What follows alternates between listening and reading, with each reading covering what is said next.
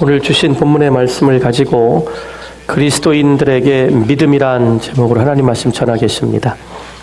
대강절 기간인 건 아시죠? 주님의 탄생하는 기간을 기다리는 주간인데 성탄절에 있어서 가장 귀한 말씀이 뭘까 했더니 창조주 하나님께서 지극히 낮은 죄인의 모습으로 저와 여러분을 구원해 주시기 위하여 이 땅에 오신 말씀이 육신이 되어 우리 가운데 거하셨다. 이것이 믿어지는 게 은혜 중에 은혜고, 그 예수님이 이 땅에 나를 위해 오셨다라는 걸 믿고 고백하셨기에 우리가 이 주일날 하나님을 아바 아버지라 부르며 예배할 수 있는 하나님 자녀의 권세를 갖게 된 것입니다. 대강절의 다른 주제, 다른 절기 아무리 소중해도 믿음에 대한 설교보다 더 중요한 게 없다고 여겨서 오늘 우리 그리스도인들이 정말 하나님 앞에 인정받고 하나님의 살아계신 역사를 이 땅에서 누리는 참된 믿음이 무엇인지를 오늘 말씀을 통해 함께 나누고자 합니다. 이스라엘 백성들이 하나님의 약속대로 가나안을 향해 가는 여정 중에 일어났던 사건을 중심으로 라합이라는 한 여인의 그 기가 막힌 믿음에 대한 이야기를 통해 오늘 본문을 풀어나가려고 합니다. 먼저 라합이라는 한 여인의 탁월한 신앙 고백에 대해 온전히 이해하시게 되면 오늘 이 본문 말씀이 쉽게 풀리리라 생각합니다. 라합은 하나님의 역사를 주시하는 영적인 안목이 있던 여인입니다. 어르신들께서 세상에 나가 성공하려면 안목이 좋아야 된다 이렇게 말씀하십니다. 사랑하는 사람을 만났을 때도 내 평생을 함께 맡기고 의지하고 갈 수 있는지 겉모습뿐만 아니라 그 사람의 됨됨이 속에 있는 진실된 마음을 꿰뚫어 볼 수 있는 안목이 있어야 결혼 생활도 실패하지 않는다 이렇게 조언을 해주셨고, 사업을 할 때도 이 사람을 믿을 수 있는 사람의 동업을 함께 할 수 있는지 없는지 그 사람을 볼 수 있어야 되는 안목이 있어야 된다. 여러분들 쇼핑 가셔서 뭐 하나를 골라도 안목이 있어야 제대로 된 거, 멋있는 거, 내 몸에 꼭 맞고 어울리는 걸 고를 수 있습니다. 세상에서도 안목이 있어야 살아가는데 하물며 하나님의 영적인 세계를 사는데 세상 사람들과 똑같은 눈을 가지고 바라보고 산다면 우리는 하나님의 은혜를, 하나님의 영광을 바라볼 수 없을 것입니다. 오늘 하나님께서 이스라엘을 구원하시는 일을 듣고 이 여인 라합은 그의 눈을 그가 들었던 소문에 그 기적의 역사를 행하셨던 하나님의 역사에 주시하는 영적인 안목을 갖게 되었습니다. 얼마 전에 오래지 않은 사건이지요. 시리아의 내전을 피해서 생명을 걸고 탈출하여 지중해를 건너서 유럽으로 살고자 가는 길에 3살짜리인가 어린아이가 빠져서 죽은 거를 그 아버지가 이렇게 안고 있는 사진을 유엔 인권단체들이 퍼뜨리면서 유엔에서 난민 문제를 꺼려하면서 난민들을 받지 않으려고 할 때 참 센세이션을 일으켰던 그 눈물을 흘렸던 사진이 하나 있습니다.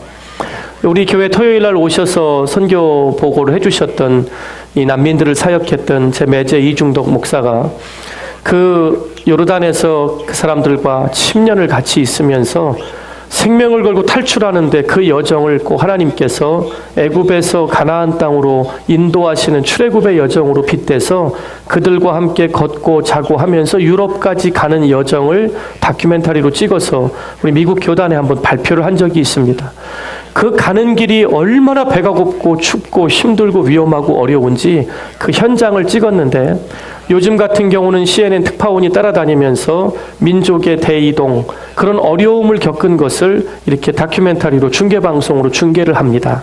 그러나 CNN 특파원도 하나 없을 때 이스라엘의 출애굽 경로를 중계방송도 하지 않은 그때에 라합이라는 한 여인이 이스라엘 뒤에서 역사하시는 하나님의 능력의 손길과 그 섬세한 구원의 은혜를 눈을 들어 주시하기 시작했다는 것.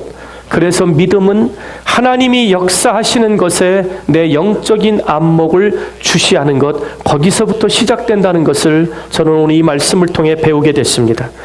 유력한 소식통에 의해 들었든지 소문으로 들었든지 이 일이 중요한 이름을 직감하고 하나님의 역사에 주의를 기울였던 여인이 바로 오늘 본문에 등장하는 라합이라는 여리고 땅에 사는 이방 여인이었습니다. 오늘날도 하나님의 일에 주의를 기울이고 사는 사람들은 많지 않습니다.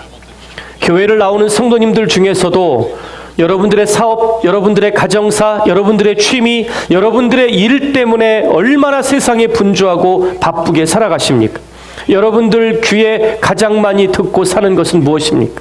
여러분이 하루하루를 사시면서 여러분의 눈을 주목하여 주시하고 바라보는 것 중에 하나님의 역사하신 은혜의 길이 많습니까? 여러분이 살아야 하는 세상적인 것을 바라보는 것이 많습니까? 세상적을 바라보는 것이 훨씬 많을 것입니다. 하물며 여호수아 당시의 이방 여인으로 하나님의 일을 주시했다는 것은 믿음으로 말미암지 않고는 불가능했던 것입니다. 고대 각 민족은 자기 민족의 신만을 신봉하는 배타주의가 있었습니다. 우리 조선 땅에 처음으로 기독교가 들어왔을 때 뭐라고 핍박했는 줄 아시죠? 우리나라에도 천지신명같이 좋은 신들이 많은데 신이 모자라서 서양 귀신을 믿냐고 그렇게 핍박을 했습니다. 이 고대 근동에서는 신의 개념은요, 어떤 개념이냐면 전쟁을 해서 이긴 신이 진짜고 진 신은 가짜입니다.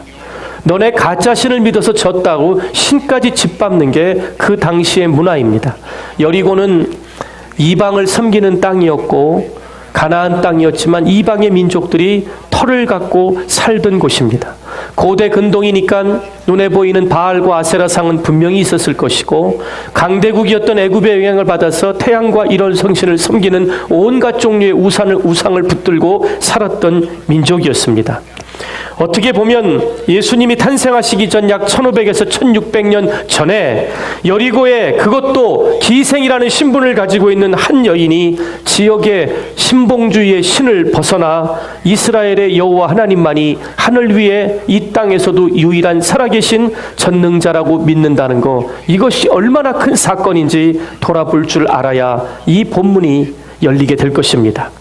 가나안 땅을 알아보기 위해 여호수아가 정탐꾼을 보냈습니다. 정탐꾼 몇 명이죠? 정탐꾼 하면 대부분 12명, 그냥 물어보면 12이에요. 12지파, 12사도 어떻게 걸리니까.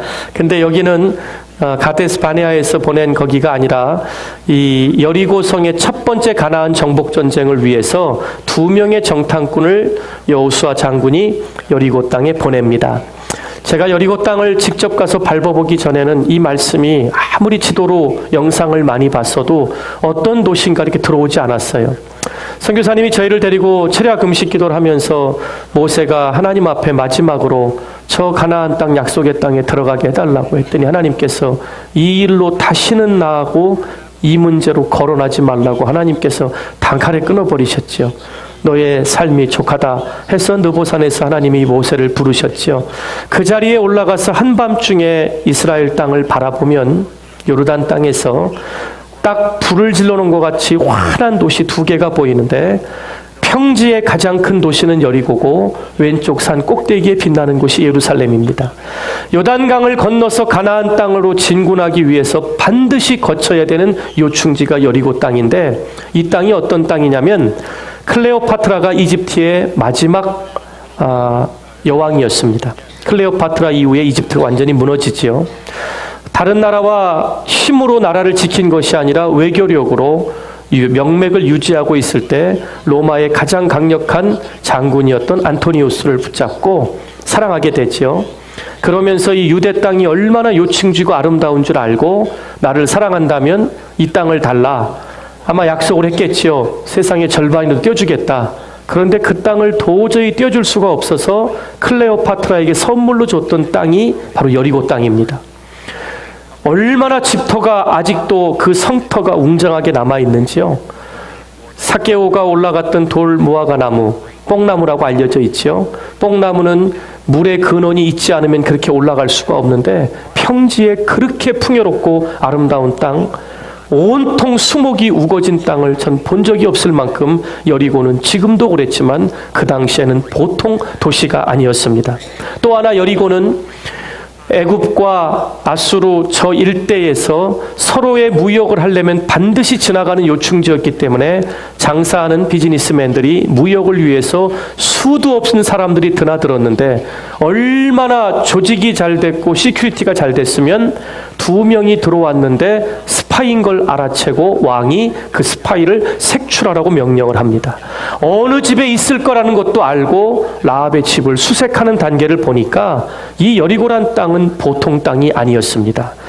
가나안 땅을 알아보기 위해 비밀리에 들어갔던 정탐꾼들이 발각돼 붙잡혀 죽임을 당하게 된 위기에 라합이라는 여인이 처음에는 믿음이 극히 약한 믿음이었습니다. 그 믿음은 소문으로 하나님이라는 신이 있는데 애굽 땅에서 하나님이 선택한 백성들을 약속대로 이끌어내시는데 홍해의 물을 말리셨다. 그리고 가나안 땅에 들어오면서 그 강력했던 두 왕과 백성들을 전멸시켰다. 이 얘기를 누가 들었다고요? 라합 혼자 들은 것이 아니라 여리고 땅에 있는 거민들이 다 같이 듣고 마음이 녹고 두려웠다. 똑같은 하나님의 소문을 듣고 기적의 소리를 들어도 두렵고 떠는 사람들은 있어도 그 하나님이 진짜라고 믿고 행동했던 여인은 여리고 땅에 라합이라는 한 여인밖에 없었다는 것입니다. 그 미약한 믿음이라고 할지라도 우리는 교회에서나 우리 삶의 주변에서 믿음이 역사하는 것을 보게 됩니다. 교회 안에서도 성도들의 인생 가운데 역사하는 것은 오직 살아있는 믿음뿐임을 우리는 알아야 할 것입니다. 일반적으로 많은 사람들 가운데, 성도들 가운데 누가 어떤 사람이 하나님의 일을 감당할 수 있을까요? 어떤 사람들은 은사를 많이 받은 사람이라고 생각합니다. 물질 돈이 많은 사람이 하나님의 일을 할 거라고 생각합니다. 성경에 지식이 많은 사람이 하나님의 일을 감당할 수 있을 거라고 생각합니다. 그러나 성경은 그렇게 말하지 않습니다. 믿음이 역사한다라고 말합니다.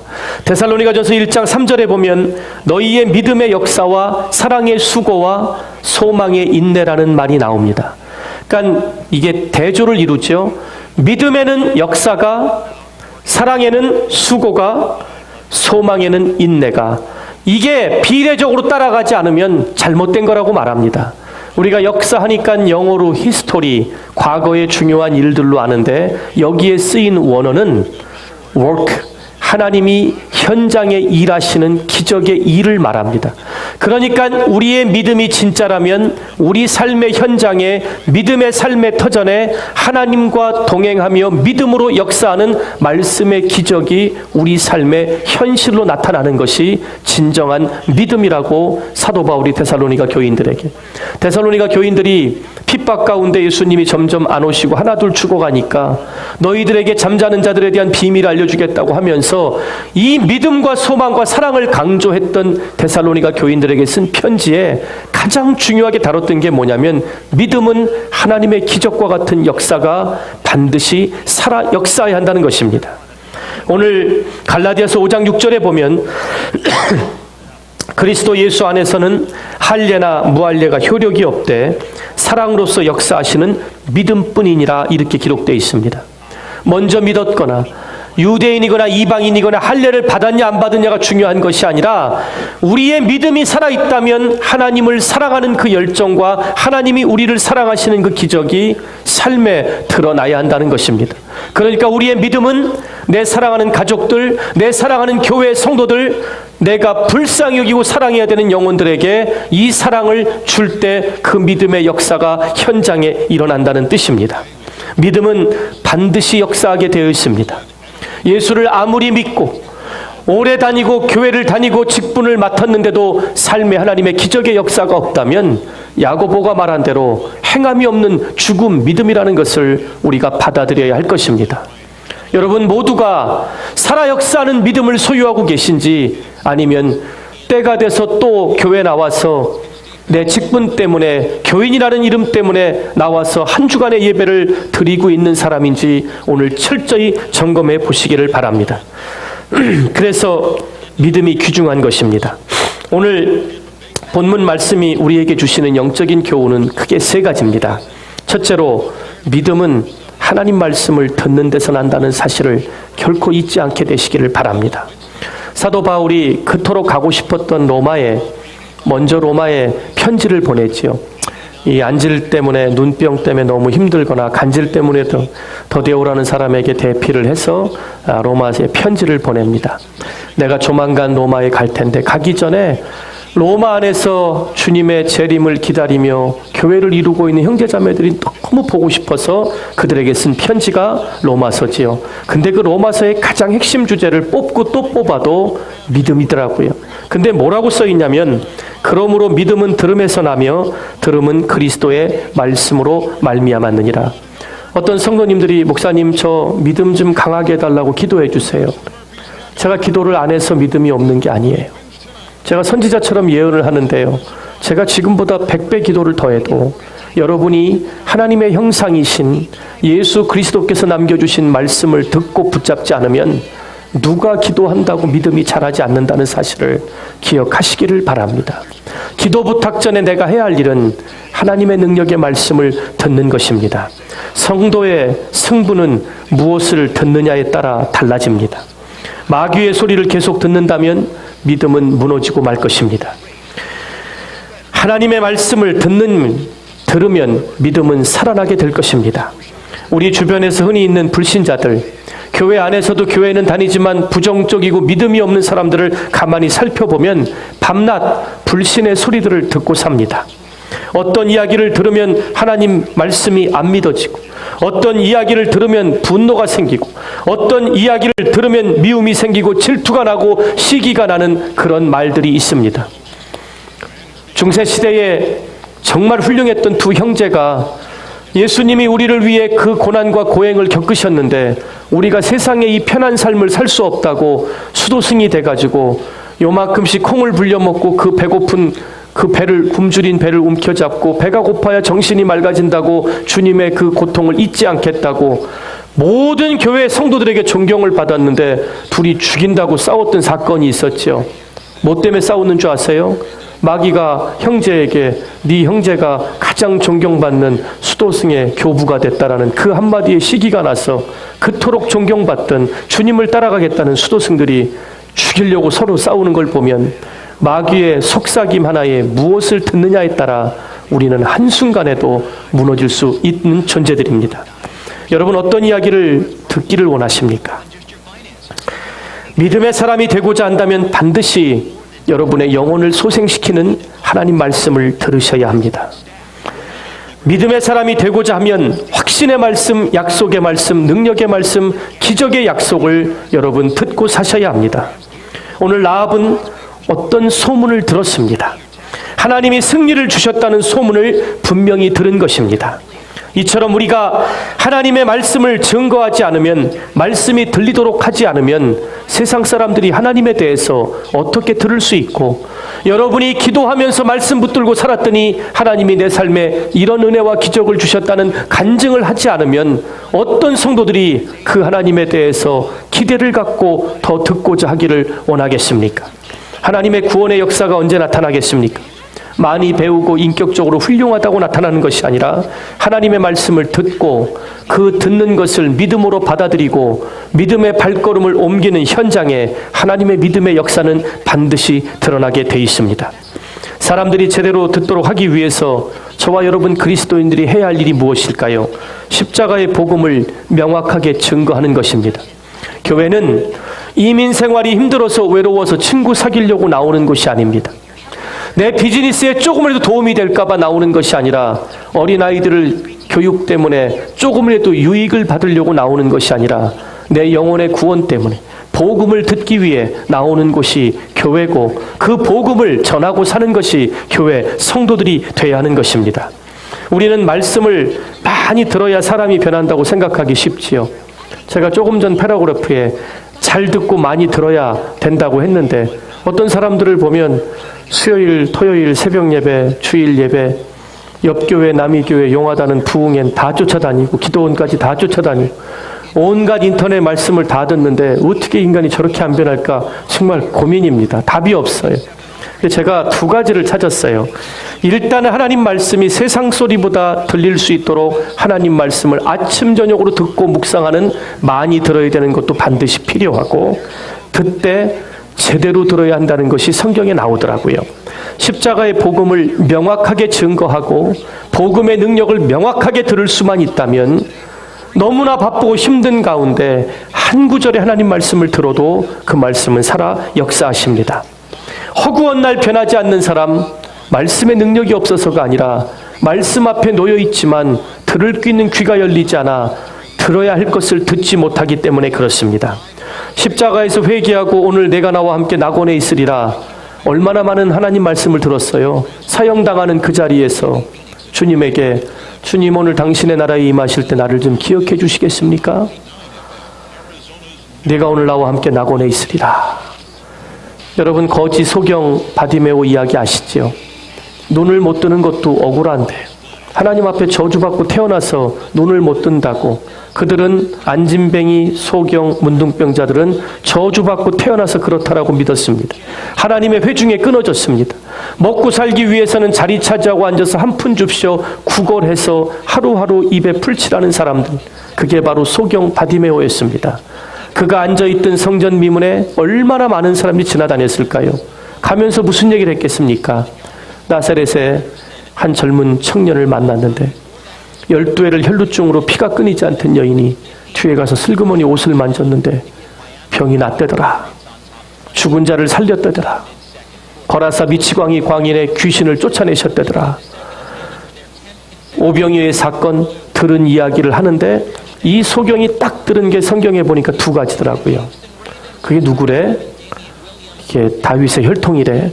그 얘기 딱 듣고 자기가 지금까지 들은 소문을 종합해 보니까 메시아가 땅에 오시면 절름발이 안진뱅이가 일어나고 소경이 눈을 뜨는 그 기적을, 이분은 메시아다, 다윗의 자손이다. 그때부터 소리 지릅니다. 다윗의 자손 예수여 나를 불쌍히 여겨 주옵소서. 다윗의 자손 예수여 나를 불쌍히 여겨 주옵소서. 그가 들은 소문, 제대로 들은 주님의 이야기, 그러고 소리 지르기 시작합니다.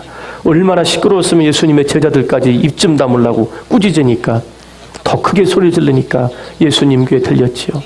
내가 너에게 무엇을 해주길 원하느냐? 눈 뜨기를 원하나이다. 눈만 떴습니까? 하나님의 구원의 역사를 그날 체험하게 됐습니다. 오늘 그가 들은 것은 예수님에 관한 몇몇 소문이었지만 제대로 된 그 소식에 그는 변화되었습니다.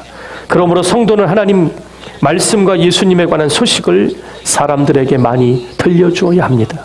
여러분 자녀들이 믿음 가운데 하나님의 은혜 가운데 축복의 인생을 살아가려면 그들 인생 가운데 하나님이 주인 되심을 엄마 아버지가 만난 하나님을 들려주셔야 할 것입니다. 목회를 하면서 깨닫게 되는 것은 악한 마귀가 말씀을 듣지 못하도록 길을 쓰고 방해를 한다는 것입니다. 복음 증거하려고 할 때 전화벨이 울린다든지, 평소엔 연락도 한 번 없는 친구가 성경책 딱 펴놓고 좌정하고 앉아서 기도하려고 하면 연락이 와서 당장 나오라고 한다든지, 평상시에는 평안하던 가게에 문제가 생긴다든지, 하나님 말씀 듣고 집중하고 섬기고 선교에 동참하려고 하면 꼭 문제가 생기는데, 이게 우리 때만 그런 줄 알았더니 사도 바울 시대 초대교회도 그랬어요. 고린도후서 4장 4절에 보니까 그 중에 이 세상 신이 믿지 아니하는 자들의 마음을 혼미케 하여, 이 세상의 신이 누구죠? 악한 영 사탄을 말합니다. 하나님을 대적하는 모든 신들, 그들의 우두머리 사탄이 저들의 마음을 혼미케 하여 그리스도의 영광의 복음이 광채가 비치지 못하게 가로막았다. 이렇게 기록되어 있습니다. 저와 여러분이 하나님 말씀을 제대로 들으려고 말씀 앞에 우리 삶이 드러나는 것을 누가 막는다고요? 이 세상 신인 사탄이 막고 있대요. 그러니 우는 사자와 같이 우리의 틈을 노리지 않고 틈을 노리고 들어오는 사탄을, 그 말씀 듣지 않고 제대로 생명을 살리는 말씀을 듣지 않고 여러분이 신앙생활한 연륜으로 버티고 이겨보려니까 무너지고 쓰러지고 낭망하고 좌절하는 것입니다. 악한 마귀는 계속해서 저와 여러분의 마음을 혼미케 만들어 하나님의 말씀을 듣지 못하여 하나님의 영광이 우리 가운데 비치는 그 빛이 들어오지 못하도록 막는다고 합니다. 악한 마귀의 역사와 방해를 뚫고 하나님의 말씀을 듣고 붙잡는 길이야말로 살 길임을 우리 모든 성도들이 놓치지 않기를 간절히 축원드립니다. 둘째로, 한 사람의 믿음이 가족, 주변 사람 혹은 전체를 살리는 복의 근원이 된다는 사실을 믿으시기 바랍니다. 말씀을 듣고 믿음을 갖게 되면 믿음을 갖게 된 그 사람이 주위를 변화시킨다는 뜻입니다. 여호수아 2장 18절에 보니까 우리가 이 땅에 들어올 때에 우리를 달아내린 창에 이 붉은 줄을 메고 내 부모와 형제와 내 아버지의 가족을 다 내 집에 모으라, 이런 대화가 나옵니다. 선교사님께 제가 얼마나 사람이 많으면 이 넓은 땅에 터를 저렇게 다 성문 무너지고 터만 남아 있거든요. 굉장히 높은데요. 터에 올라가 보니까 왜 그렇게 터가 튼튼하냐고 물어봤더니 그 철옹성을 쌓고 사람들이 너무 많아서 그 당시에 단층으로 살 수가 없어서 2층, 3층으로 높이기 위해서 기초를 세게 하느냐고 터를 그렇게 크게 잡았다고 말하더라고요. 그러니까 정탐꾼이 왔다는 소문이 보고가 들어가면 성문이 잠길 거 아니에요? 그러면 높은 곳에서 다락방 문을 열고 줄로 내려 달지 않으면 절대로 정탐꾼들이 빠져나갈 수 없는 정말 철통 같은 성이었습니다. 그 성에서 이 정탐꾼 2명을 살려주는데 라합이 밤에 줄을 달아서 그들을 내려서 살려준 것입니다. 라합의 집은 그들을 달아내렸던 붉은 줄로 인해서 모두가 구원받는 은혜의 역사를 경험하게 됩니다. 그 붉은 줄은 우리를 구원해 주시기 위해 오신 예수님의 십자가의 보혈의 피인데요. 그 쓰인 언어가 유월절 어린 양의 피를 보고 하나님의 죽음의 사자가 집을 건너갔던 패스오버 유월절의 그 의미와 어원이 같습니다.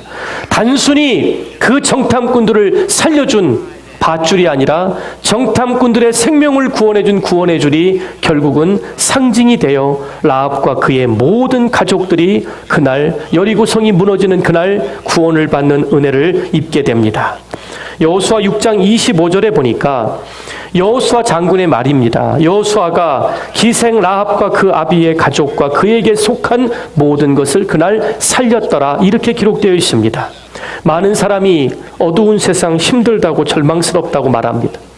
아무리 노력하고 살아도 변하는 게 없다고 말합니다. 10년 뒤면은 바뀔 거라고 생각했는데 오늘 와보니까 뒤돌아보면 더 힘들지 나아진 게 없다라고 말합니다. 가정에서도 교회에서도 직장에서도 사업도 자녀들의 일까지 어렵다고 한탄하는 한숨만 늘어갑니다.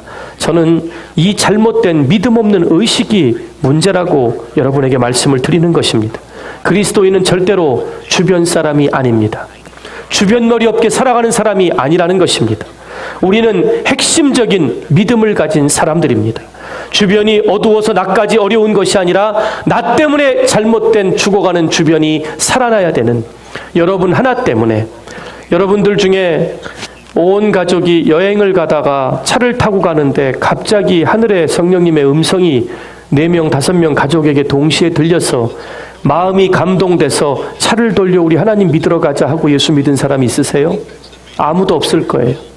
이 중에는 아빠든 엄마든 자녀들이든 할머니든 할아버지든 한 사람이 하나님의 구원의 은혜를 경험하고 그 구원받은 기쁨을 가장 사랑하는 가족들에게 먼저와 나눠서 우리 구원받은 것입니다. 그 한 사람이 오늘부터는 저와 여러분이 돼야 되지 않겠냐는 것입니다.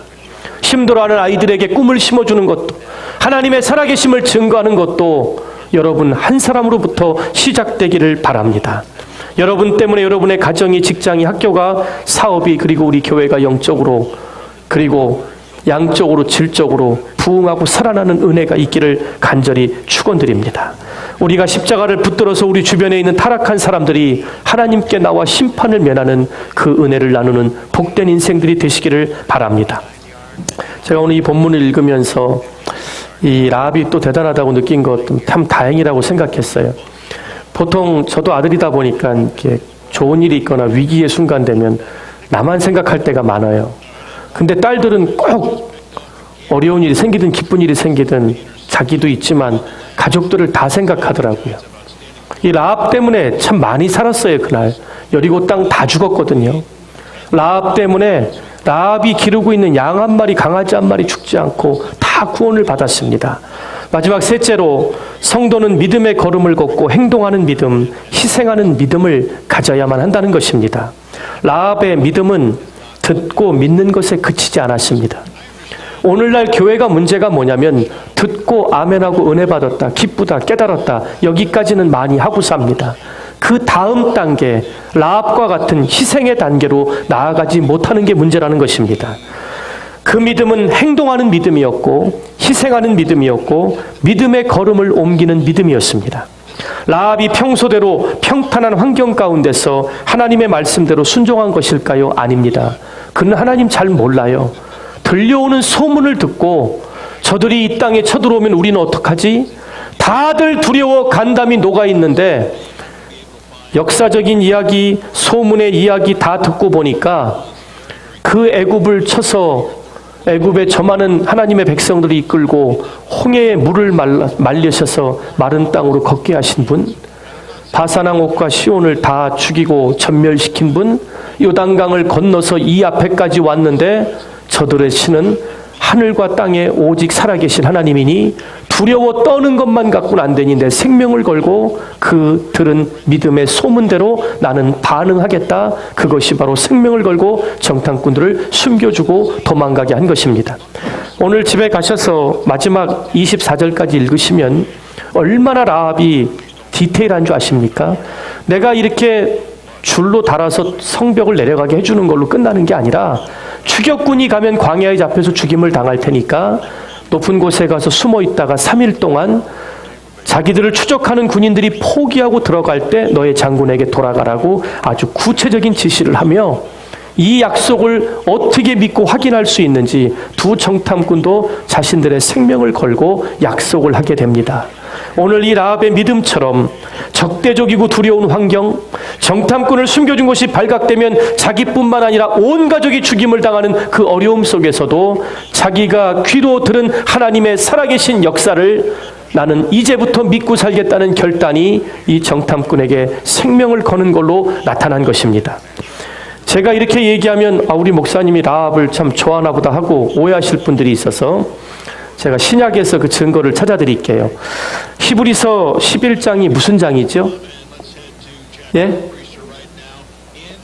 히브리서 11장이 11장이라고요? 믿음장이. 고린도전서 13장은요? 사랑장. 다른 건 몰라도 이 두 개는 좀 아셔야 됩니다. 예.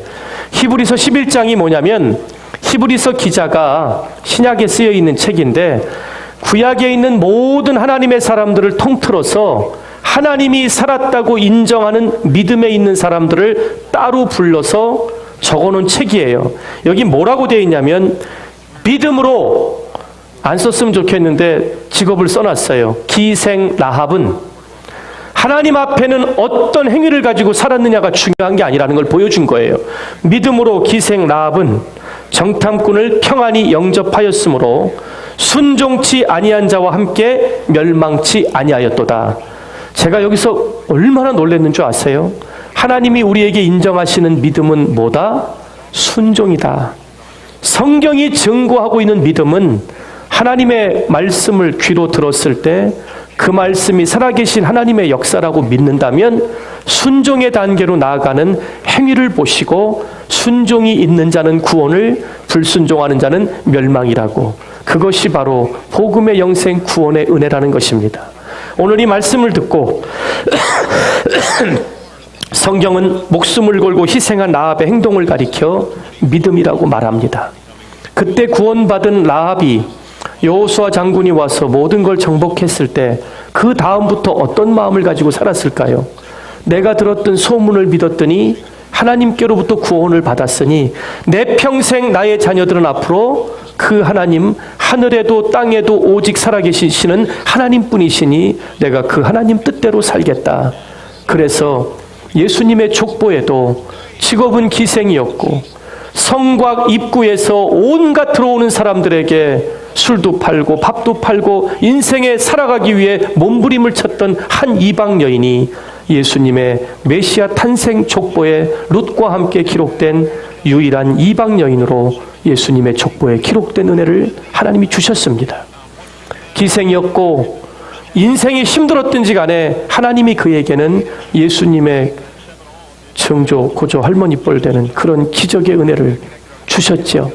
하나님이 갚아주셨는데 그보다 더 큰 영광의 길이 어디 있겠습니까? 믿음을 지켜야 하고 믿음의 걸음을 옮겨야 되는 상황에 주저하지 마시고 앞으로 내딛게 되시기를 바랍니다. 모두가 두려워 간담이 녹았는데도 왜 오늘 장사 안 하고 가족들을 다 집으로 모아 장사했던 친구들이 옆에 없었을까요?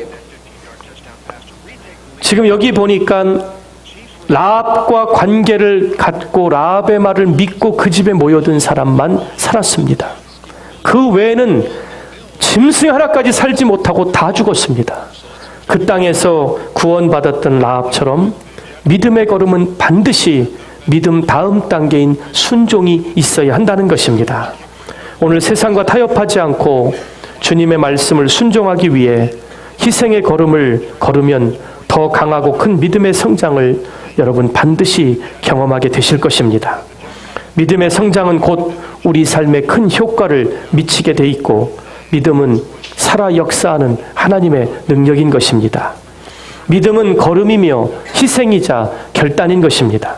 하나님의 말씀을 듣고 귀한 믿음을 얻는 그리스도인, 그 말씀을 많은 사람에게 증거하여 주변을 살리고 변화시키는 그리스도인, 여러분 자녀들, 여러분 손주들에게 여러분을 지금까지 인도하고 역사하신 하나님의 살아계심을 전하시는 그런 믿음의 성도들이 다 되시기를 주의 이름으로 축원드립니다. 하나님 감사합니다.